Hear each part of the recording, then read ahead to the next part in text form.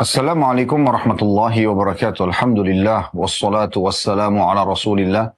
Segala puji dan puja kehadirat Allah Subhanahu wa taala, juga salawat dan taslim kepada Nabi besar Muhammad sallallahu alaihi wa ala alihi wa sahbihi wasallam. Kita akan melanjutkan bedah buku yang ditulis oleh Darul Wahyin, 10 penyebab lapangnya hati.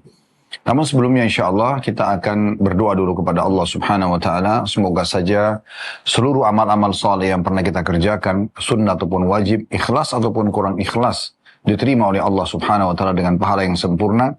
Juga yang sedang kita kerjakan, yang akan kita kerjakan sampai menjelang ajal datang nanti. Serta kita juga memohon kepada Allah Subhanahu wa ta'ala semua dosa-dosa dan kesalahan yang pernah kita lakukan, besar ataupun kecil, sengaja tidak sengaja, dimaafkan oleh Allah Subhanahu wa ta'ala dan diganti dengan kemakmurannya menjadi pahala. Serta selalu saja kita memohon agar umur kita dipanjangkan di atas ketaatan, kesempurnaan iman, ilmu dan amal saleh. Serta juga kita doakan agar negeri kita menjadi negeri yang aman, tentram, damai, persatuan dan kesatuan, serta kemerdekaan kita selalu terjaga. Dan siapapun yang menginginkan keburukan bagi negeri kita, bagi Islam, bagi muslimin, maka Allah kembalikan tipu daya mereka kepada diri mereka sendiri. Dan semoga Allah memberikan petunjuk juga kepada para pemimpin untuk menjalankan tugas dan amanah dengan baik. Allah selalu pandu mereka, diberikan keimanan, kesehatan, juga kesempatan untuk selalu meraih pahala dari setiap kebutuhan masyarakat. Serta juga semoga Allah menjadikan masyarakat negeri kita selalu bergotong royong dengan pemerintah pada program-program yang tidak melanggar hukum Allah Subhanahu wa ta'ala, agar negeri kita menjadi negara yang maju, tentram, dan juga menjadi contoh bagi negeri-negeri yang lain. Serta kita selalu doakan saudara kita yang sedang tertindas dimanapun mereka berada, terutama di Palestina, kemudian juga di Syria, di Yaman, di Irak, di Myanmar, di mana saja di muka bumi ini. Semoga Allah ikhlaskan niat mereka, terima para syuhada mereka, mulakan Islam di tangan mereka dan tangan kita semua. Dan semoga Allah ikut sertakan kita bersama mereka di pahala, baik dengan doa, dengan harta, juga dengan jiwa kita. Dan semoga Allah dengan kemahamurahannya menyatukan kita semua di surga firdausnya tanpa hisab, sebagaimana disatukan dalam majlis ilmu yang mulia ini. Allahumma amin. Teman-teman sekalian, sesuai dengan judul kita 10 penyebab lapangnya hati, kembali saya ingatkan bahwasanya ketenangan jiwa, ya, serta juga kesempurnaan dari kehidupan kita di muka bumi ini, dengan banyaknya ide brilian yang muncul, banyaknya kegiatan, kreativitas, ya, aktivitas yang positif, semua itu teman-teman disebabkan karena lapangnya hati seseorang. Di saat hati kita lapang, semuanya menjadi luas, semuanya menjadi indah, semuanya menjadi mudah. Tapi di saat hati kita itu sempit, maka secara otomatis, ya, semuanya jadi sempit. Rumah yang luas jadi sempit, bumi ini yang luas jadi sempit, ide juga jadi buyar. Tidak ada yang bisa kita lakukan dari kreativitas dan aktivitas yang positif, ya, kecuali sangat sedikit sekali. Itu pun kadang-kadang hanya karena terpaksa. Karena sumpeknya, karena suntuknya. Itu semua karena keadaan hati yang tidak tenang. Jadi teman-teman, benar sekali yang Nabi SAW sampaikan dalam sebuah hadis, dalam diri manusia itu ada segumpal darah, yang kalau dia baik, maka baik semuanya. Semuanya jadi oke, semuanya jadi semangat, ya, semuanya jadi kesenangan. Ya. Dan kalau dia buruk, maka akan buruk semuanya. Itu adalah hati manusia. Oleh karena itu teman-teman, kita harus betul-betul menjaga. Nah, untuk menjaga hati kita untuk bersih, untuk lapang, kita butuh kiat-kiat. Sekaligus tentunya menyelamatkan diri kita dari hal-hal yang menyempitkannya. Dan sudah kita jelaskan, ada 7 poin yang sudah berlalu, ya, yang lalu.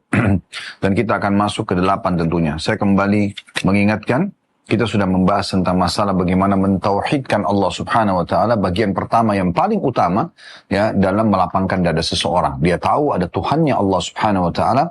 Allah lah yang menciptakan dia, yang menciptakan kesenangan dan nikmat yang sedang ada. Sehingga juga Allah yang bisa mempertahankan. Berarti dia hanya menikmati dan bersyukur kepada Allah.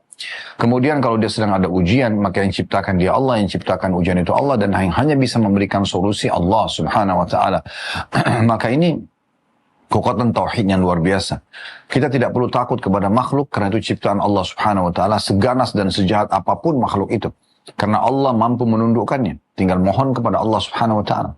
Begitu juga pada saat kita berharap sesuatu dari nikmat-nikmat, kita tinggal minta kepada Allah Subhanahu wa ta'ala. Dari pasangan hidup yang baik, dari keturunan yang saleh, dari harta yang melimpah misalnya. Dari kegiatan-kegiatan ibadah yang maksimal misalnya. Ya, ini semua kita tinggal mohon kepada Allah Subhanahu wa ta'ala. Kemudian yang kedua kita sudah bahas juga tentang masalah prasangka baik kepada Allah. Apapun keputusan Allah kita selalu sangka baik kepada Allah kalau itu yang terbaik yang sudah Allah berikan kepada kita. Karena Allah lebih sayang kepada kita daripada ya ibu kepada anaknya. Sebagaimana dijelaskan dalam hadis Bukhari. Yang ketiga pentingnya memiliki dan mendalami ilmu syar'i. Karena dengan adanya ilmu agama maka dia akan menjadi pondasi dasar keimanan. Dan kalau iman ada maka segala sesuatunya bisa berubah. Ya, menjadi lebih baik. Orang buruk jadi baik, orang jahat jadi taubat, ya pelit jadi dermawan, ya penakut jadi pemberani. Semua itu karena keimanan dan keimanan tidak mungkin muncul kecuali dengan ilmu syar'i. Sudah kita jelaskan panjang lebar itu. Yang keempat berzikir dan banyak berdoa kepada Allah Subhanahu wa taala yang akan melapangkan dada. Selalu berdoa, selalu memohon, selalu mengingat Allah. Nah, ini poin penting yang juga sudah kita jelaskan. Yang kelima, segera meninggalkan maksiat ataupun ada pelanggaran-pelanggaran dan kita introspeksi diri. Yang keenam, senantiasa melaksanakan kewajiban, mendahulukan yang wajib daripada yang sunnah dan fokus memperbaikinya, maka secara otomatis yang sunnah-sunnah juga akan ikut. Yang ketujuh, bergaul dengan orang-orang saleh. Ini yang terakhir kita bahas pada pertemuan yang lalu, bagaimana komunitas itu sangat berpengaruh sekali pada pribadi-pribadi kita, aktivitas kita dan seterusnya. Dan kita akan masuk insya Allah poin ke-8 pada kesempatan ini. Salah satu poin yang tidak kalah penting melapangkan dada seseorang yaitu rutin membaca Al-Quran. Baik, ini insya Allah akan kita bahas. Dan kedepannya kita akan lanjutkan 2 poin tersisa tentunya, masing-masing satu pertemuan. Yaitu yang ke-9 berbuat baik kepada sesama. Dan yang ke-10 membuang kedengkian hati dan berkeinginan keras untuk membersihkan hati tersebut. Baik, kita masuk ke-8 teman-teman sekalian. Masalah rutin membaca Al-Quran. Kita perlu garis bawah itu dan kita sepakati. Al-Quran ini adalah kitabullah, kitabnya Allah. Ini bukan tulisan seorang profesor misalnya yang profesor ini mungkin orangnya sangat cerdas, terkenal, dan bukunya bestseller. Bukan. Ya. Isinya bukan perkataan manusia yang bisa saja salah. Ya. Bisa saja perlu diedit. Tapi ini kitabullah, kitabnya Allah. Dan juga dia berisikan kalamullah, perkataan Allah Subhanahu wa taala yang tidak dicipta, bukan makhluk ya, tapi dia adalah haknya Allah Subhanahu wa taala. Jadi isinya semuanya kebaikan, tidak butuh diedit, tidak akan pernah ada satu ayat pun yang tidak layak dikonsumsi atau dijadikan sebagai pegangan. Bahkan membaca setiap hurufnya akan dicatat pahala di sisi Allah Subhanahu wa taala. Bahkan bab zikir, di bab mengingat Allah, termasuk yang tertinggi adalah membaca Al-Quran. Karena membaca Al-Quran berarti kita sudah mengulang-ulangi kalamullah, perkataan Allah Subhanahu wa ta'ala. Nah, ini yang dimaksudkan teman-teman sekalian. Jadi, seseorang muslim kalau mau tahu diri dia, ya, itu akan selamat dari segala macam permasalahan yang sedang dia hadapi. Dan kegelutan dalam hidup dia, ya, kerumitan, itu semua dan bagaimana bahagianya dia dilihat daripada sering atau tidaknya dia membaca Al-Quran. Itu tolak ukurnya. Karena kalau dia sering baca Al-Quran, maka secara otomatis akan menjadi penyebab lapangnya dada dia. Nah, ini poin yang kita sedang bahas insya Allah. Saya akan bacakan dulu apa yang ditulis oleh penulis, kemudian baru kita masuk kepada syarah atau penjelasan seperti biasa teman-teman sekalian. Bagi-bagi bukunya di halaman 37, poin ke-8 masalah penyebab lapangnya dada. Beliau membacakan atau mengatakan, penulis mengatakan, membaca Al-Quran dengan tadabbur atau dalam kurung merenungkan kandungannya dan penuh perhatian. Ini adalah salah satu sebab terbesar untuk menghilangkan kesedihan dan kesusahan. Sebab membaca Al-Quran itu mendatangkan ketentraman hati dan kelapangan dada. Allah Subhanahu wa ta'ala telah berfirman, alladzina amanu wa tatma'innu qulubum bidzikrillah ala bidzikrillah tatma'innul qulub, dalam surah Ar-Ra'd ayat 28. Artinya orang-orang beriman dan hati mereka merasa tentram dengan mengingat Allah. Jadi dalam keadaan mereka nikmat sedang menimpa, tetap membaca Quran dan berzikir kepada Allah, mereka tenang dengan itu dan yakin nikmatnya dari Allah, maka mereka selalu bersyukur. Dan kalau sedang ada ujian, kitab mereka mendahulukan untuk mengingat Allah, dan dengan mengingat Allah, toh dia yang ciptakan, dia Allah yang ciptakan masalah itu Allah, ya, maka secara otomatis juga ini akan mendapatkan solusi dari Allah, karena hanya dari Allah saja solusinya, ya. Sembuhnya penyakit, terlunasinya utang, apalah hambatan-hambatan dalam hidup itu, hanya Allah Subhanahu wa ta'ala yang bisa memberikan kepada kita. Nah, seperti itulah ya. Maka dikatakan, yaitu orang-orang yang beriman dan hati mereka merasa tentram dengan mengingat Allah, ingatlah. atau pelajarilah maknanya ya. Hanya dengan mengingat Allah lah hati akan tentram. Tidak ada solusi lain. Untuk hati kita tentram, merasa nyaman, maka itu adalah poinnya. Kita selalu berzikir kepada Allah dan mengingat Allah. Dan sudah saya bahasakan tadi, puncak zikir tertinggi justru membaca Al-Quran. Ibnu Katsir rahimahullah, seorang ulama tafsir, mengatakan, yakni senang dan bersandar kepada Allah Azza wa Jalla. Selalu saja kalau ada nikmat dia sandarkan kepada Allah dan dia selalu bersyukur sehingga nikmat itu bertambah. Kalau dia sedang ada masalah, maka dia pun hanya bersandar kepada Allah, introspeksi diri sebagaimana sudah kita jelaskan di salah satu poin beberapa waktu yang lalu ya. Kemudian dia beristighfar kalau ada dosanya, dia memohon ampunan agar Allah mengangkat hambatan-hambatan dari yang menghalangi dia menikmati nikmat atau sedang adanya ujian. Maka itu berarti dia tentram dan bersandar kepada Allah Azza wa Jalla. Kata beliau, yang dimaksud dengan orang-orang beriman dalam ayat tadi, Ar-Ra'd ayat 28, yang artinya orang-orang yang beriman dan hati mereka merasa tentram dengan mengingat Allah, terjemahannya atau tafsirnya adalah, yakni senang dan bersandar kepada Allah Azza wa Jalla. Tentram saat mengingatnya, ridho kepadanya sebagai penolongnya. Karenanya Allah subhanahu wa ta'ala berfirman dalam Ar-Ra'd ayat 28, ala bidzikrillahi tatma'innul qulub. Bukankah atau ingatlah, hanya dengan mengingat Allah lah, bergantung kepada Allah, manja kepada Allah, hati itu akan tentram. Jadi yang dibahas masalah tentram atau lapangnya hati tersebut, merasa tenang. Yakni ketentraman pasti terwujud karena berzikir atau mengingat dan bergantung kepada Allah subhanahu wa ta'ala. Karena itu kata penulis, hendaklah Anda, semoga Allah Azza wa Jalla memelihara Anda, berkeinginan keras untuk memperbanyak membaca Al-Quran di waktu malam dan siang. Mohonlah kepada Rabb Anda, semoga bacaan Al-Quran Anda menjadi sebab kelapangan dada Anda. Ya, sebab selagi hamba menuju Rabbnya dengan jujur, maka Allah Azza wa Jalla akan membukakan untuknya keberkahan yang besar. Ada sebuah hadis yang sahih tentunya, di mana Nabi SAW mengatakan tidak ada seorang hamba yang membaca Allahumma inni abduka, ya Allah sungguhnya aku adalah hambamu, wabnu abdika, dan anak dari hamba laki-laki, maksudnya ayah ya, itu ayah kita juga hambanya Allah, wabnu abdika, anak daripada hamba laki-lakimu, wabnu amatik, dan anak dari hamba perempuanmu, maksudnya ibu kita, nasiyati biyadik, ubun-ubunku di tanganmu, madin fiya hukmuk, berlaku hukummu padaku, adlun fiya qadha'uk, sangat adil keputusanmu padaku.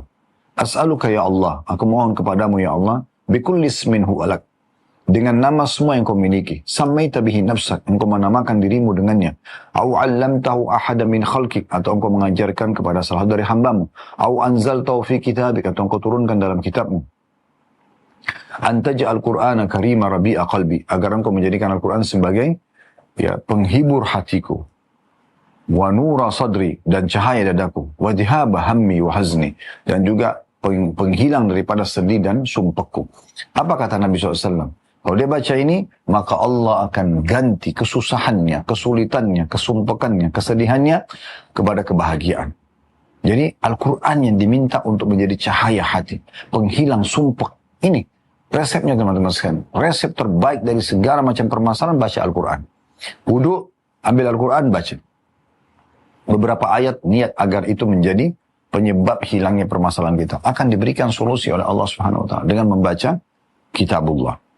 Allah Azza wa Jal, saya lanjutkan apa yang dikatakan oleh penulis di sini, di halaman 40-nya.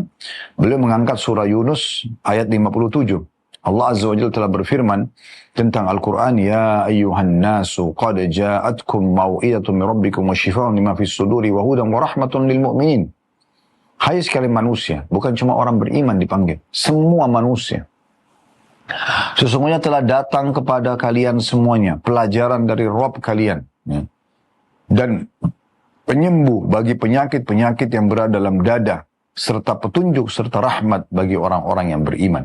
Maksudnya Al-Quran. Saya ulangi terjemahnya luar biasa. Ya, ulangi lagi supaya bisa kita tadabburi, renungi. Hai manusia, sesungguhnya telah datang kepadamu atau kepada kalian pelajaran dari Rabb kalian atau Rabbmu. Apa yang kamu butuhkan, ya, ini adalah ilmu pengetahuan, ini edukasi yang paling level tertingginya, ya, yang paling tinggi. Dan sekaligus penyembuh bagi penyakit yang berada dalam dada. Ya. Iri, dengki, semua yang bisa menjadi penyebab penyakit-penyakit fisik muncul karena hatinya kotor, ya. Dan juga petunjuk serta rahmat. Petunjuk kalau ingin butuh petunjuk, dan rahmat kasih sayang bagi orang-orang yang beriman. Dikuatkan juga dengan firman Allah Subhanahu wa taala, ini beliau angkat dalil terakhir surah Al-Isra ayat 82 yang berbunyi Allah Azza wa Jalla berfirman, "Wa nunazzilu minal Qur'ani ma huwa syifaa'un wa rahmatun lil mu'minina wa la yazidu adh-dhalimina illa khasara." Dan kami turunkan benar-benar dari Al-Quran suatu yang menjadi penawar, obat, syifa. Penawar di sini untuk penyakit, untuk kesedihan, kegundahan, ya, apa saja permasalahan, maka Al-Quran menjadi penawarnya. Dan rahmat kasih sayang, karunia, rezeki, ya, bagi orang-orang yang beriman. Dan Al-Quran tidak akan menambah kepada orang-orang zalim selain kerugian. Karena mereka kan tidak berpegang pada Al-Quran, ya. Maka dianggap mereka zalim yang kufur kepada Al-Quran, tidak mau baca Al-Quran, tidak mau tadabbur, tidak mau beriman padanya misalnya. Semua itu berarti akan menjadi kerugian bagi mereka dan penyesalan. Baik di dunia maupun di akhirat tentunya. Baik di dunia maupun di akhirat. Nah, ini yang ditulis oleh penulis, teman-teman sekalian. Sekarang kita akan lebih dalam membahas tentang Al-Quran Al-Karim. Al-Quran, teman-teman sekalian, sebagaimana saya katakan tadi, kitabullah, ya, dan dia adalah isinya kalamullah. Sudah kita dengarkan tadi beberapa dalil berhubungan dengan masalah dari Al-Quran, keutamaan Al-Quran itu sendiri. Memang dia jadi penawar, jadi petunjuk, jadi penenteram hati, ya. Sekarang teman-teman sekalian, kita akan coba bacakan hadis-hadis Nabi SAW yang menyebutkan tentang kedudukan Al-Quran, supaya kita lebih termotivasi, tidak melewatkan satu hari pun kecuali kita baca, walaupun cuma beberapa ayat Al-Quran. Ya, dan Al-Quran memiliki 4 hak dari kita. Yang pertama, membacanya. Ngerti nggak ngerti artinya tetap kita baca.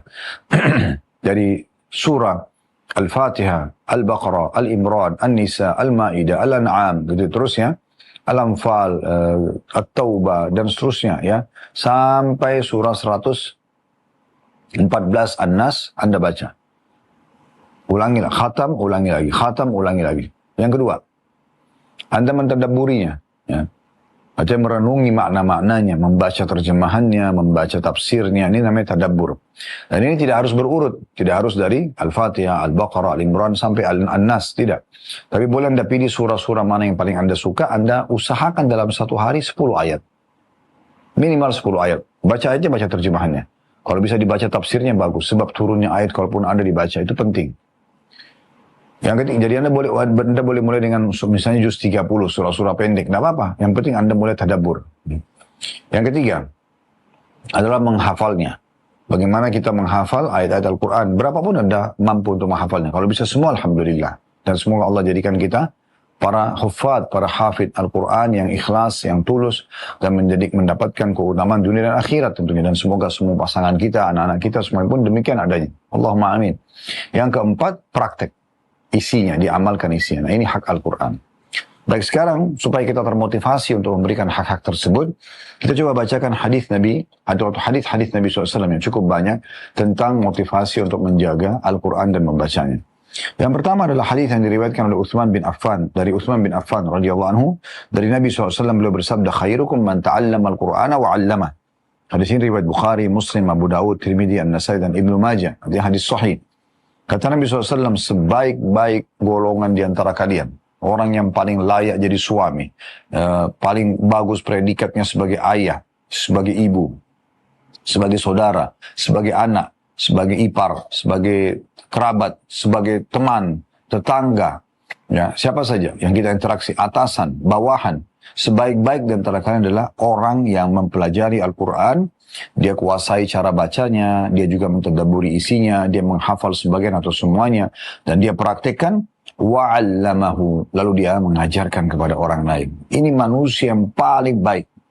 Jadi kalau Anda lihat ada orang meluangkan waktu untuk baca Al-Quran, apakah dalam sholat malamnya misalnya, ya, ataupun dia baca di setiap ada kesempatan, dia ulang-ulangin misalnya, ya, orang-orang ini adalah orang yang paling baik dan paling sempurna. Nah, itu yang dimaksud dengan hadis ini. Ini sudah cukup, teman-teman. Kalau sebuah hadis ini saja merupakan keutamaan ahli Al-Quran, maka sudah cukup. Mereka adalah orang yang terbaik, yang paling pantas untuk kita mendekat dan memiliki hubungan yang baik dengan orang-orang yang seperti ini. Belum lagi hadis yang lain, hadis sahih. Dan hadis ini dari sahabat Abdullah bin Mas'ud radhiyallahu anhu, beliau menuturkan bahwasanya Rasulullah sallallahu alaihi wasallam bersabda, "Man qara'a harfan min kitabillah falahu bihi hasanah." Siapa yang membaca satu huruf ayat Al-Quran, maka baginya satu pahala. Wal hasanatu bi asyri amsalihha, dan satu pahala akan dilipat gandakan sampai 10 kali lipat. Wa la aqulu alif lam mim harf, saya tidak katakan, kata Nabi SAW, alif lam mim, potongan misalnya ayat pertama dalam surah Al-Baqarah, surah nomor 2 dalam Al-Quran. Alif lam mim bukan satu huruf. Walakin alifun harfun wa lamun harf wa mimun harf. Tapi alif dihitung satu huruf berarti 10 pahala, lam dihitung satu huruf berarti 10 pahala, dan mim 10 huruf, satu huruf dihitung 10 pahala. Berarti alif lam mim ini pahalanya 30 pahala. Ini bukan main-main, teman-teman. Hadis ini diriwayatkan oleh Tirmidzi dan dikatakan hasan sahih. Kemudian hadis selanjutnya adalah hadis yang sahih juga diriwayatkan oleh Imam Muslim dan Abu Daud. Dari hadis sahabat Abu Hurairah radhiyallahu anhu, beliau mengatakan bahwa Rasulullah sallallahu alaihi wasallam bersabda, "Majtama'a qaum fi baitin min buyutillahi yatluna kitaballahi wa yatadarasunahu bainahum illa nazalat 'alaihimus sakinah wa ghashiyatuhumur rahmah wa haffathumul malaikah wa dzakarahumullahu fi man 'indah."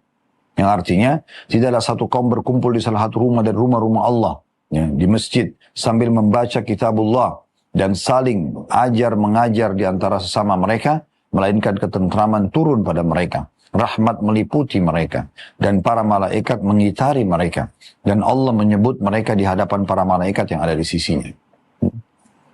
Keutamanya, mereka akan mendapatkan ketenangan atau as-sakinah. Allah jamin mereka punya ketenangan jiwa, ya. Ketentraman, ini kan tadi dikatakan ya, ketentraman, sakinah. Orang tenang, orang baca Quran itu merasa tenang, hatinya lapang, hidupnya terasa nyaman. Itu namanya sakinah di dalam bahasa Arab, ya. Kemudian yang kedua, wa ghashiyatuhumur rahmah. Mereka akan mendapatkan rahmat atau rahmat meliputi mereka. Rahmat karunia, rezeki dari Allah SWT. Allah berikan kepada mereka rezeki, ya. Kemudian yang ketiga, wa haffathumul malaikah. Malaikat mengitari mereka, ada di sekitar mereka, ya, hadir juga bersama mereka di dalam majelis Al-Quran itu, ya. Kemudian yang keempat, wa dzakarahumullahu fi man 'indah, dan Allah menyebut mereka di hadapan para malaikat. Lihat nih, hamba aku si fulan, mereka lagi sibuk membaca Al-Quran, nah gitu. Allah membanggakan di depan para malaikat-malaikatnya.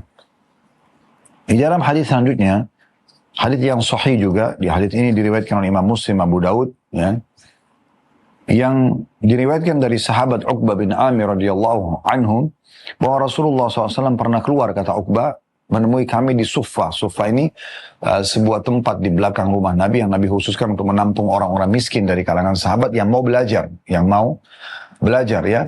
Mereka tempat itu kurang lebih bisa menampung sekitar 300 orang.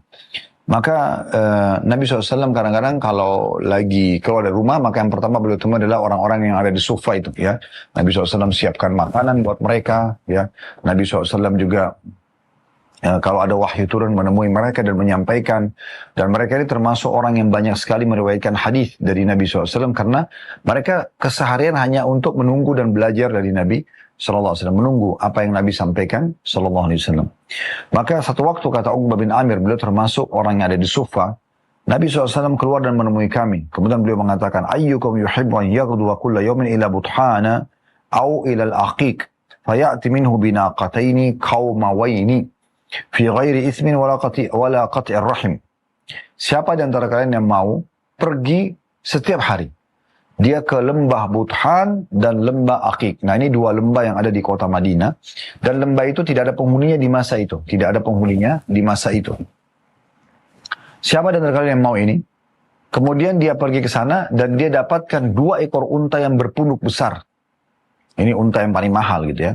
Tanpa ada dosa, bukan karena mencuri punya orang. Unta liar dia dapatkan begitu saja. 2 ekor unta besar tiap hari. Dia bisa dapatkan 2 ekor. Ini kalau dia jual di masa itu, cukup menghidupi dia 1 bulan sebenarnya.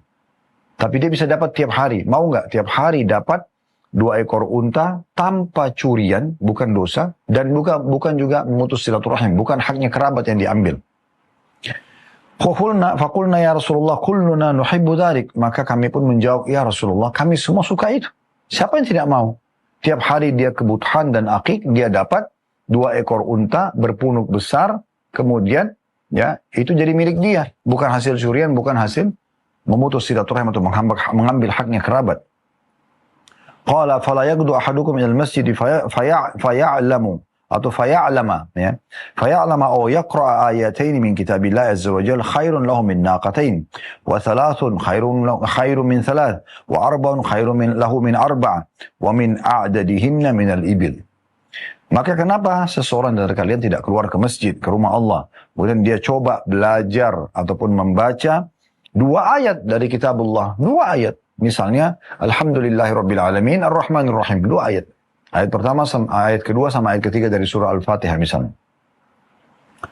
Itu lebih baik daripada 2 ekor unta. Artinya akan lebih besar keutamaannya dan manfaatnya daripada kita mendapatkan 2 ekor unta yang merupakan harta luar biasa, ya bisa hidup 1 bulan gitu.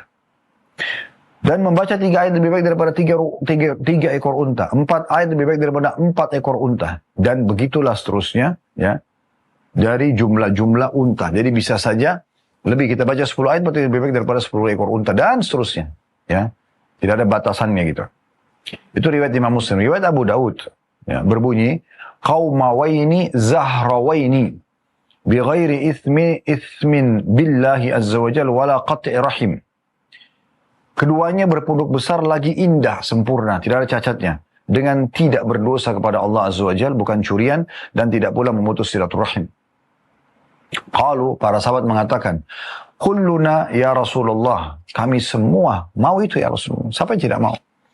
Qala, fala an yaghduwa ahadukum kulla yawmin ila al-masjid fayata'allama ayatain min kitabillahi khairun lahu min naqatain, wa in thalathun fa thalathun mithlu a'dadihinna. Maka kata Nabi SAW, sungguh kalau salah seorang dari kalian berangkat setiap hari ke masjid, lalu mempelajari 2 ayat dari kitabullah, itu lebih baik bagian daripada 2 ekor unta. Dan kalau 3 ayat, maka lebih baik daripada 3 ekor unta, ya. Dan begitu seterusnya. Ya. Artinya kalau 4 lebih baik daripada 4 ayat lebih baik daripada 4 ekor unta, dan seterusnya. 10, 100, 1000. Hadis selanjutnya teman-teman sekalian, Nabi SAW menggambarkan tentang bagaimana wanginya, bagaimana indahnya, bagaimana kedudukan para pembaca Al-Quran. Dari hadis yang diriwayatkan oleh Bukhari, Muslim, An-Nasai dan Ibnu Majah, hadis Abu Musa al-Ash'ari radhiyallahu anhu, beliau mengatakan, Rasulullah SAW bersabda, "Mathalul mu'min ladzi yaqra'ul Qur'ana kamathalil utrujja, rihuha tayyibun wa ta'muha tayyib."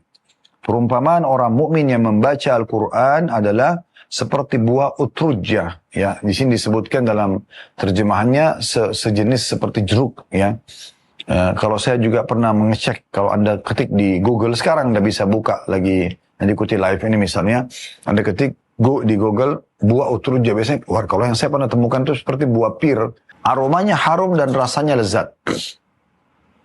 Ini perumpamaan orang mukmin yang baca Quran. Baunya wangi karena keimanannya, dan juga rasanya manis karena baca Al-Quran. Wa mathalul mu'min alladhi la yaqra'ul Qur'ana kamathalit tamrah. Dan perumpamaan orang mukmin yang tidak membaca Quran, maka seperti buah kurma, la rihalaha, tidak ada baunya. Ya. Wa ta'muha hulu, tetapi rasanya manis. Dengan keimanan dia manis, tapi karena tidak baca Quran, tidak ada bau wanginya. وَمَثَلُ الْمُنَافِقِ الَّذِي يَقْرَأُ الْقُرْآنَ مَثَلُ الرَّيْحَانَ رِيحُهَا طَيِّبٌ وَطَعْمُهَا مُرٌّ. Perumpamaan orang munafik yang baca Quran seperti buah raihana. Raihana ini cirinya adalah baunya wangi tapi rasanya pahit. Dia wangi karena baca Qurannya, tapi dia pahit karena kemunafikannya. وَمَثَلُ الْمُنَافِقِ الَّذِي لَا يَقْرَأُ الْقُرْآنَ كَمَثَلِ الْحَنظَلَةِ. Dan perumpamaan orang munafik yang tidak baca Quran, sudah munafik, tidak beriman, tidak baca Quran juga, ya, seperti buah handhalah. Cirinya laisa laha rihun wa ta'muha mur. Tidak ada baunya dan kalau dimakan juga pahit sekali. Ini perumpamaan yang luar biasa yang diberikan oleh Nabi SAW. Ya. Dalam riwayat yang lain ada tambahannya setelah menyebutkan 4 jenis tadi. Lalu kata Nabi SAW dalam hadis yang sahih diriwayatkan oleh Abu Daud, wa mathalul jalisi salih kamathali sahibul misk. Dan perumpamaan orang baik yang ditemani duduk, ya, itu seperti penjual minyak wangi. In lam yusibka minhu syai', kalau kau tidak mendapatkan sesuatu darinya, asabaka min riha, kau akan mendapatkan bau wanginya minimal. Mathalul jalisi su'i kamathali sahibil kir. Dan perumpamaan orang-orang yang buruk, yang tidak beribadah, tidak baca Quran, jauh dari keimanan, seperti pandai besi. In lam yusibka min sawadih, kalau kau tidak kena warna hitamnya, biasanya kalau orang pandai besi kan itu ada asap hitam ya, asabaka min dukhani, maka engkau akan kena asapnya. Ya. Seperti itu akan ada efek kepada kita kalau berteman sama orang-orang yang buruk. Kemudian dalam hadis yang lain lagi, hadis yang sahih, ya. Hadis ini diriwayatkan oleh Bukhari, Muslim, Abu Dawud, Tirmidzi, ya, An-Nasai, Ibnu Majah, semua meriwayatkan hadis ini. Dari Aisyah radhiyallahu anha, beliau mengatakan atau menuturkan Rasulullah SAW bersabda, "Al-mahiru bil Qur'ani ma'as safaratil kiramil barara." Orang-orang yang mahir membaca Al-Quran akan bersama dengan para malaikat yang mulia lagi berbakti. Kedudukannya sama dengan malaikat yang mulia. Walladhi yaqra'u Qur'ana wa yatata'ta'u fihi wa huwa 'alaihi syaqqun lahu ajran. Dan orang yang membaca Al-Quran namun dia kesulitan membacanya tapi tetap dia belajar, terus berusaha, maka akan mendapatkan 2 pahala. Jadi kalau tadi misalnya per ayatnya 10 pahala per hurufnya, ya, maksud saya per hurufnya, maka berarti dia bisa dapat 20. Dalam riwayat lain, walladhi yaqra'uhu wa huwa ishtaddu 'alaihi lahu ajran. Dan orang yang membaca Al-Quran sedangkan itu sangat sulit dia membaca, tapi dia terus berusaha sampai dia mahir, maka akan mendapatkan 2 buah pahala. Ini keutamaan yang luar biasa. Hadis yang lain, seorang sahabat mulia namanya Abi Dzar radhiyallahu anhu, beliau pernah mengatakan, "Ya Rasulullah, berwasiatlah untukku. Berikan aku nasihat supaya aku ini bisa bertambah keimananku, aku makin dekat dengan Allah, ya, makin terbuka rezekiku, makin segala macam baiklah, gitu ya. Wasiatkan untukku." Maka Nabi SAW mengatakan, "Alaika bitaqwallah."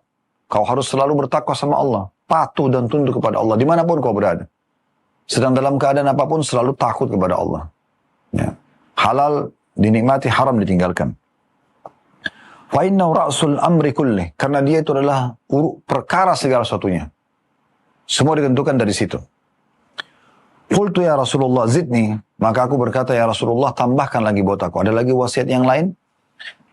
Qala alaika bitilawatil Qur'an. Maka aku sarankan kau selalu membaca Al-Quran. Fa innahu nurun laka fil ard wa dhukhrun laka fis sama. Karena dia akan menjadi cahaya pelita untukmu di dunia dan juga akan menjadi simpanan yang baik atau pahala yang melimpah untukmu pada hari kiamat nanti. Hadis ini diriwayatkan oleh Ibnu Hibban dan dalam hadis ini cukup panjang tapi ini diambil saksi bahasannya. Coba bayangkan teman-teman, hadis demi hadis, keutamaan luar biasa. Ini ada ratusan hadis ini, banyak sekali. Kita baru baca sekitar mungkin 8 hadis. Hadis selanjutnya, hadis ke-9 mungkin yang kita sudah bacakan ya. Hadis diriwayatkan oleh Ibnu Hibban dalam sahihnya. Dari Jabir radhiyallahu anhu, beliau mengatakan bahwasanya Nabi SAW bersabda, Al-Qur'anu syafi'un musyaffa'. Ya, Al-Quran adalah pemberi syafaat yang diterima syafaatnya, pertolongannya. Wa mahilun musaddaq, dan dia berupa juga pembela yang akan dibenarkan. Man ja'alahu amamahu qadahu ilal jannah. Siapa yang menjadikannya ya di hadapannya atau menjadi pemimpinnya, dijadikan sebagai pedoman hidupnya, maka akan membawanya ke surga. Wa man ja'alahu khalfahu saqahu ilan nar. Dan barang siapa yang membengkalikan, tidak peduli dengannya, tidak mau berhukum dengannya, maka akan terbawa ke api neraka.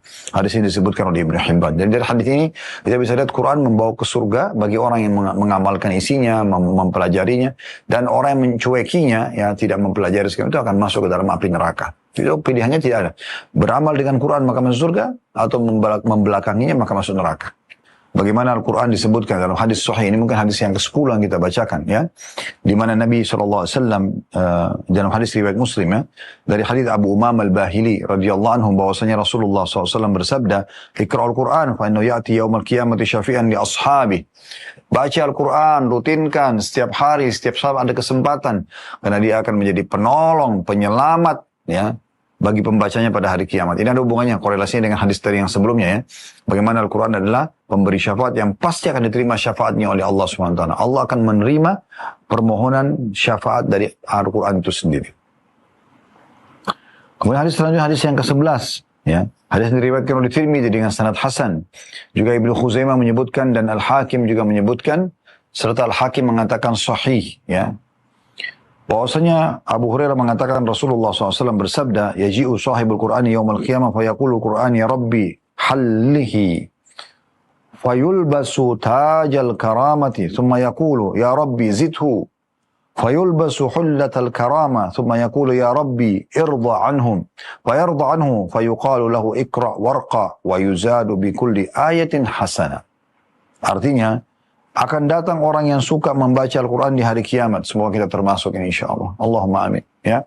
Akan datang pada hari kiamat. Kemudian Al-Quran akan berkata kepada Allah subhanahu wa ta'ala. Ya, yang bunyinya. Ya Rabbi, wahai Tuhanku, hiasilah dia. Maksudnya, buat orang ini indah terlihat gitu. Ya. Maka dikatakan, Allah pun menghiasinya dengan mahkota kemuliaan. Kemudian, Al-Quran masih mengatakan, tambahkan untuknya ya Allah. Maka Allah menambahkan baginya pakaian kehias dari mahkota. Sekarang yang kedua Allah datangkan untuknya pakaian ya kemuliaan.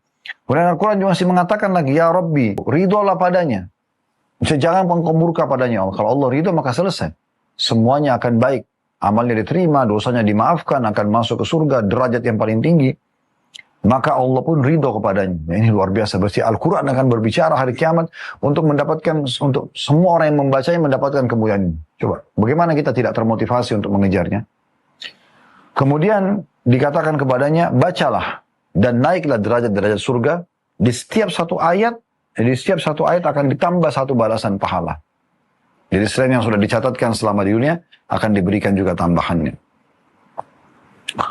Kemudian dalam riwayat yang lain mirip dengan ini, cuma hadis ini diriwayatkan Tirmidzi dan Abu Daud dari sahabat Abdullah bin Amr bin As radhiyallahu anhu. Ini hadis yang ke-12 ya. Yuqalu li sahibil Quran ikra warqa warattil kama kunta turattil fid dunya fa inna manzilataka 'inda akhir ayatin taqra'uha. Akan dikatakan kepada orang yang suka baca Quran, bacalah. Ya, nanti pada saat mau masuk surga, bacalah ya. Dan dikatakan naiklah, menaik di atas derajat-derajat surga, bacalah secara tartil, pelan-pelan, sebagaimana kamu dahulu di dunia membacanya dengan tartil, karena sesungguhnya kedudukanmu terletak pada akhir ayat yang kamu baca. Ya, Al-Khattabi, seorang ulama menanggapi hadis ini mengatakan, disebutkan dalam sebuah athar, bahwa jumlah ayat Al-Quran itu sejumlah tangga surga. Lalu dikatakan kepada qari pembaca, naiklah ke tangga tertinggi ayat-ayat Al-Quran, setinggi ayat-ayat yang engkau baca dari Al-Quran. Maka siapa saja memenuhi, melengkapi bacaan Qurannya, maka ia akan naik hingga puncak tertinggi surga di akhirat nanti. Dan siapa saja membaca sebagian darinya, maka ketinggiannya di tangga yang sama dengan jumlah bacaannya saja. Sehingga batas pahala adalah sebatas banyaknya bacaan Al-Quran. Ya, Al-Quran ada 6.000 ayat lebih ya. Maka itu teman-teman sekalian ya, akan tangga surga dikatakan oleh Khattabi tadi ada dinukil seperti itu. Maka setiap orang baca Quran maka akan hari akhirat disuruh naik tangga-tangga, makin sering dia baca dan khatamnya makin sampai ke tingkat tertinggi. Ini cara termudah untuk meraih derajat-derajat tinggi di surga dengan banyak membaca Al-Quran. Kemudian teman-teman sekalian,